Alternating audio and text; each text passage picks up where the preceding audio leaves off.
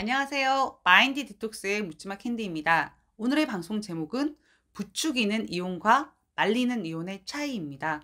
구독, 좋아요 눌러주세요. 네, 근래에 들어서는 저 이혼을 결심했습니다. 상담사님께서 제가 현명한 판단을 했는지 다시 한 번 더 확인을 해주셨으면 하는 마음에 상담을 신청했습니다. 이런 상담이 점점 늘어나고 있습니다. 특히 아내 바람인 경우가 많은데요. 사실 불과 몇 년 전만 해도 남편 바람인 경우에 거의 대부분의 아내분들이 이혼은 절대 생각하지 않습니다. 내 인생에 이혼은 없습니다. 이혼하면 끝입니다. 이런 생각들이 많으셨거든요. 근래에는 결혼 생활 내내 불행했다. 그냥 깔끔하게 이혼하고 싶습니다. 이러시는 분들도 많아지셨습니다.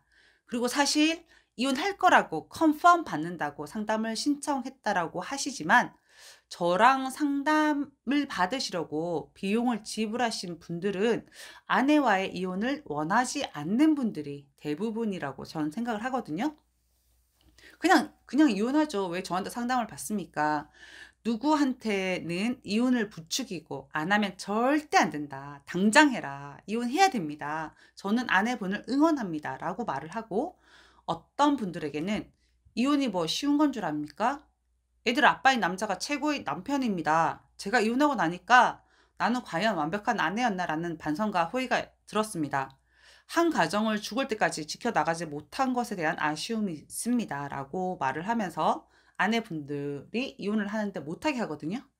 근데 왜 캔디는 한 입으로 두 말을 하는 걸까요? 네, 제가 거짓말하는 거 제일 싫어하는데 왜 한 입으로 누구한테는 이혼하면 좋다고 말을 하고 누구한테는 이혼하면 안 됩니다. 라고 말을 하는 걸까요? 그럼 제가 이혼을 부추기는 경우에 대해서 말씀을 드리겠습니다. 첫 번째, 결혼 생활 내내 남편의 눈치를 보고 살았다. 의외로 남편 눈치 보는 경우가 많거든요. 왜냐면 아내분들이 뭐 스펙이 약해서 그런 게 아니라 남편 성격 자체가 걔 족같기 때문에 그냥 그 남편 비를 맞추는 게 내 신간이 편하겠다라고 해서 눈치를 보는 경우가 있습니다. 두 번째, 폭언이나 폭행을 하는 남편이다. 사람이 사람을 패다. 저 사실 뭐 남편 바람 폈을 때 패기도 하고 폭언, 폭행 다 했습니다만 이게 결혼 생활이 우리가 나이가 있는데 뭐 1 년, 2 년도 아니고 20년 가까이 되는데 계속 폭언이나 폭행을 했다라는 거는 그 사람을 굉장히 죽이는 행위거든요. 그런 남편의 경우는 이혼하셔야 됩니다. 세 번째, 결혼 기간 동안 외도가 들킨 것이 세 번째 이상이다. 세 번 들킨 거라고 하면은 한 10번 정도 실제로 바람을 폈겠죠. 평생 바람인 거죠. 돈을 엄청 많이 벌어다 준다면은 그냥 "너는 없어도 나 돈 보고 살게."라고 되는데 돈도 못 버는 게 결혼 생활하면서 내가 알게 된 게 3번 이상이다? 그럼 헤어지는 게 맞습니다. 네 번째, 경제권을 쥐어잡고 쥐꼬리만한 생활비를 주면서 아내를 돈으로 쥐락펴락한다. 이런 경우는 보통 어린 시절 가난하게 산 경우들이 많았는데요. 진짜 뭐 어떤 분은 40만 원 받고 산대요. 그리고 보통은 한 300, 200. 근데 말이 안 되잖아요. 어떻게 50, 40을 지금 뭐 제 대학교 자취할 때 그 정도 돈으로 살았던 것 같거든요. 그러면서 아니면은 아내가 돈 쓰는 게 다 눈에 보이도록 하는 거죠. 그리고 돈을 쓸 때 자유롭게 쓰지 못하고 아내분들 전업주부들 용기를 가지셔야 되는 게 집에서 노는 거 아니잖아요. 진짜 솔직히 말해서 저는 애들 보고 살림하는 것보다 나가서 일하는 게 더 편했거든요. 근데 몇십만 원 주고 아내를 쥐잡듯이 하면서 지가 관리를 한다? 뭐 하나 살라고 그래도 눈치 보면서 막 부탁을 해야 되고 예, 그건 아닌 것 같습니다. 다섯 번째, 바람을 피고도 이혼 소장을 보냈다. 제 전 남편이죠. 뭐 또 제가 반성이 들어가면 이해도 됩니다. 오죽했으면 이혼 소장을 보냈을까. 그럼에도 불구하고 그런 행위 자체는 좀 너무 예의 없는 거 아닌가요? 네. 이런 경우 저는 이혼을 하시는 것도 나쁘지 않다고 생각하고요. 여섯 번째, 애들에게 좋은 아빠가 아니고 마찰을 일으키는 아빠다. 이제 왜냐하면 결핍이 많은 경우에 바람이 많고 그리고 받지 못했기 때문에 아이들에게 어떻게 대해줄 줄을 모릅니다. 본인들은 정작 아이들하고 친하고 싶지만 그걸 못하니까 밖으로 나돌면서 술이나 처먹고 이렇게 늦게 들어오는 거죠. 그래 놓고는 바람이 난 걸 애들이 알면은 "네가 애들하고 내 관계 다 끊어 놨다." 얘기를 하는데요. 아 왜 좋은 아빠가 안 되냐면 본인도 사랑을 받고 충만하지 못했기 때문에 본인 자체도 그냥 애인 거예요. 그러니까 애를 자식으로 보는 게 아니라 애들을 그냥 경쟁 상대로 보기 때문에 마찰이 일어날 수밖에 없습니다.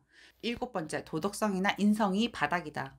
뭐 말하지 않아도 알아. 진짜 도덕성하고 인성이 바닥인 경우는 어 저는 이런 사람들하고는 못 살 것 같아요. 예. 이건 아닙니다. 여덟 번째, 거짓말이 입에 배어 있다. 바람난 애들은 다 거짓말쟁이죠. 근데 이제 평소에 안 해도 되는데 거짓말하는 거 있잖아요. 라면 먹어 놓고서도 뭐 별것도 아니야. 라면 먹고 스테이크 먹었다면 오케이 이해해. 허세니까. 근데 라면 먹고 짬뽕 먹었어. 이런 안 해도 거짓말을 하는 애들은 진짜 뇌를 보고 싶어요. 어떤 이유가 있는지. 네, 거짓말이 입에 배어 있는 경우는 절대 신뢰하고 살 수가 없습니다. 아홉 번째, 죄책감이 없다. 잘못한 것에 대한 반성이나 자기 그 책임을 느끼지 못하는 사람들인 거거든요. 앞으로도 얼마든지 외도를 할 수 있다라고 저는 생각이 듭니다. 열 번째, 아내분이 결혼 생활 내내 불행했다. 뭐 거의 지금 1 번이랑 대동소이할 것 같은데, 내가 내 맘대로 내 본질의 모습을 보이지 않고 참고 인내하고 살았을 때는 사람이 다 똑같거든요. 내가 편하고 내가 사랑받고 배려받고 싶은데 그걸 못 받고 그냥 '난 불행해. 난 슬퍼.' 이런 생각으로 살았다라면 행복하게 사는 방법을 모색하는 게 맞다라고 생각합니다.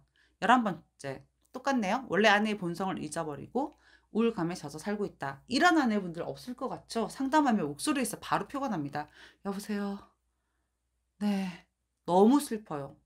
아니 이 아내분 얘기 들어보면 대학교 다닐 때는 엄청 랄랄라랄랄라 명랑했는데 남편이랑 살면서 완전히 목소리가 우울증 환자로 변해 있더라고요. 원래 모습 찾으셔야죠. 12 번째, 가스라이팅 뒤집어 씌우기의 고수가 바로 남편이다. 아, 말 못하는 바람피는 남편들도 있고 대부분이 말빨이 셉니다. 여자들 꼬시려면 말빨 세지 않으면 안 되거든요. 근데 이제 계속 아내한테 뭐 난 꼼짝도 안 했는데 설거지하면 설거지한다고 지랄하고 안 하면 안 한다고 지랄하고 이렇게 뒤집어 씌우는 거죠. 그러면은 천재 보고 "바보야, 바보야, 바보야, 바보야. 넌 이상해." 하면은 천재도 바보가 되거든요. 예, 그런 거를 다 경험을 하신 거죠. 그럼 아내분들이 여자는 뭐 인정 욕구가 없습니까? 그런 걸 다 당하고 살았기 때문에 하고 싶은 것도 해도 안 될 것 같고 막 그런 감정에 휩싸이는 거죠. 13 번째. 아내가 경제적, 정서적 독립이 되어 있거나 독립될 수 있는 여건이나 가능성이 높다. 이제 이런 모든 상황이라고 하더라도 아내가 경제력이 없거나 정서적으로 독립이 되어 있지 않다라고 한다면 저는 이혼을 독려하지 않습니다. 아내분 최소 3년에서 5년 준비하셔야 될 것 같은데요. 준비해서 다 되어 있으면 그때는 이혼을 하든 뭘 하든 아내분 선택하세요. 근데 이렇게 수천 번을 말해도 아예 준비가 안 됐으면 이혼하면 안 됩니다. 그냥 그런 삶을 사는 거죠. 내가 내 자신을 잃어가면서. 이런 경우는 제가 이혼을 부추깁니다. 두 번째는 이혼을 말리는 경우에 대해서 말씀을 드리겠는데요. 첫 번째, 결혼 생활 동안 알게 된 첫 번째 외도이다. 남편이 1000번을 했던 100만 번을 했던 안 들키면 그만이잖아요. 첫 번째 외도면 오케이. 넘어갈 수 있거든요. 두 번째, 외도를 들킨 후에도 가출이나 이혼 소장을 보내지 않았다. 최소한의 양심은 있고 나는 가정을 지키겠다는 의지의 표명이라고 저는 생각을 합니다. 이런 경우라면은 한 번의 기회는 주는 게 당연히 맞다라고 생각하고요. 세 번째, 상간녀와의 관계를 정리했다. 와우, 판타스틱. 상간녀와의 관계를 정리했다라는 건 아내의 가치가 최소 50에서 60 이상인 거고 상간녀의 가치가 없다라는 거고 시작점 자체가 전혀 이게 뭐 양다리라고 표현을 하지만 아내의 가치가 더 컸기 때문에 그걸 정리를 했다는 거는 사실 근데 정리 바로 못 합니다.